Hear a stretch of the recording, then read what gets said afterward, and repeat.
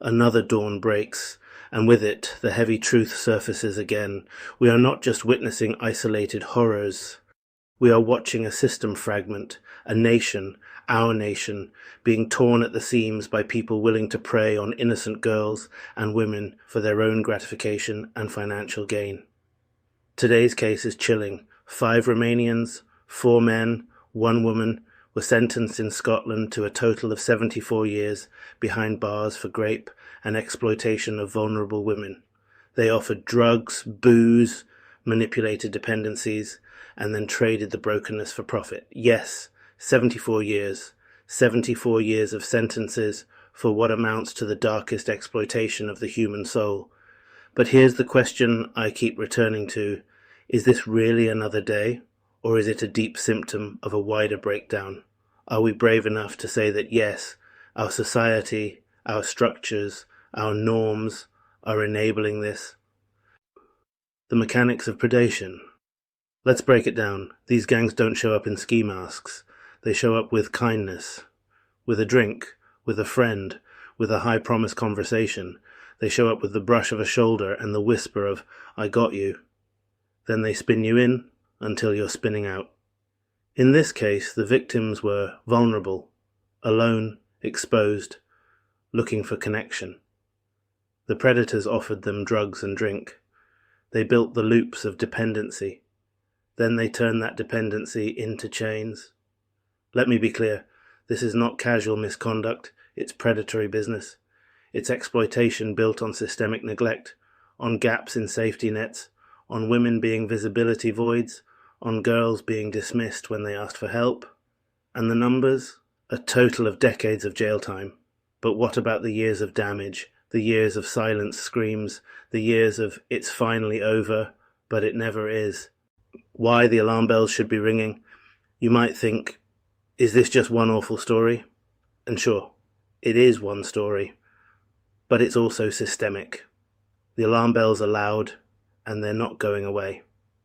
In the UK, for example, so-called grooming gangs have been documented targeting minors, exploiting immigration or vulnerability status, working networks. When we allow a pattern of vulnerable women plus predatory men plus minimal oversight to perpetuate, something else is happening. We're losing our moral backbone. And when I say nation being overrun with deviants, maybe that wording sounds extreme, but maybe the extreme language is required because what we're tolerating is extreme. The complacency becomes the accomplice. If we don't ask, why did this happen?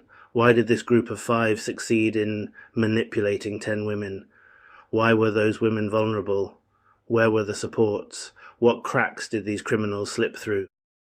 A vulnerability machine. Vulnerability is the key word. Vulnerability doesn't just mean poor or lonely. It means constantly exposed, constantly unsupported. It means I'm looking for escape. I'm looking for someone to save me, and you showed up. It means I already feel unseen. In this case, the women were offered substances, given a taste of care, then exploited. That's not just crime, it's mechanics of destruction. One of the group even created a website to facilitate rape of a vulnerable woman. And guess what? If the authorities hadn't intervened, the report says the rest of the victims would likely have faced the same fate. So the chain is vulnerability, grooming, exploitation. And society stands by, looking away, asking, is it me or is the system failing? Let me state it plain. The system is failing, and therefore we are failing collectively. Cultural and institutional blind spots. Now hold on, this is not about blame the foreigner or they're all bad. That would be lazy, thin, and potentially dangerous rhetoric. Instead, this is about how predatory operations find fertile ground because a cultural unwillingness to talk about male sexual violence in strong terms.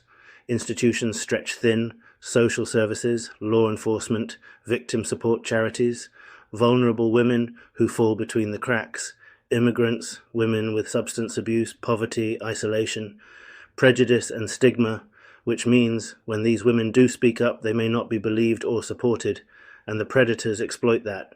They tailor their strategy to exploit those institutional, invisible places. In the case in Scotland, the victims were described as extremely vulnerable women. The judge called it a terrible case of rape, sexual abuse, and exploitation. The language is stark. But what happens afterward? The statements fade, the headlines flicker and disappear, and we forget again. We cannot keep ignoring it, not if we see this as more than just anecdote. The cost beyond the sentence. The criminals got years in prison. Good, but what about the women? What about the real human cost?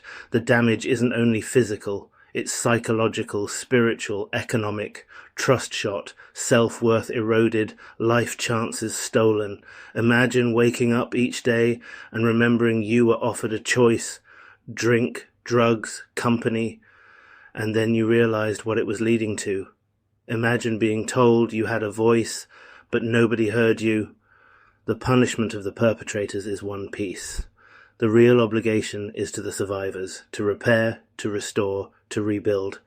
But that doesn't happen nearly enough. Society often deals in snapshots, case closed, sentenced. But what about the long flicker of consequences? What about the trauma? What about the letting of the wounds sit and fester? This is our moral debt. When we shrug and say another grooming gang, as if it's a banal headline, we dodge that debt. So yes, is it me or is this nation being overrun? I asked that at the start, and I'll ask again. Is it me or is this nation being overrun with deviants who are so willing to victimize innocent girls and women for their own gratification and financial gain? And here's the harder answer. Yes, there is a tidal wave of predation, but the wave isn't just external, it's internal. It's a breakdown of values, of protections, of empathy, of structures. Overrun can sound alarmist. But listen, to be overrun doesn't mean every street corner is a predator. It means the system is not stopping them, which is far worse. We have to care not just about the individual criminals, but the ecosystem that enabled them, the silence, the shame, the policy gaps, the budget cuts, the social isolation, the women who were there asking for help when the world looked away. What must change? Yes, let's fix this. Because it's all well to rage, but also time to act. Here's a raw list of what must shift. Support systems that actually reach vulnerable women, not just if you come to us, but we're going to you.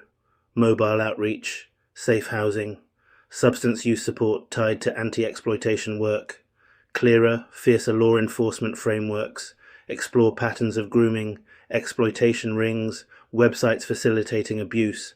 One website for rape? Yes, that's in the case. That must be tracked, shut down, prosecuted, breaking stigma. Survivors must feel safe to speak. We must dismantle "why did she stay" and replace with "why did we let her feel she had nowhere else to go?" Because the reflection of the mirror matters. Education at scale, early trauma-informed education about grooming, exploitation, consent, power imbalance, not as an add-on but an essential. Data transparency. The more we categorize these flows of exploitation, the better we can fight them. We need numbers, patterns, follow-through, public responsibility. When a headline says another grooming gang, don't scroll, engage, support, demand. This isn't somebody else's problem, it's ours. The message to the predators and to ourselves.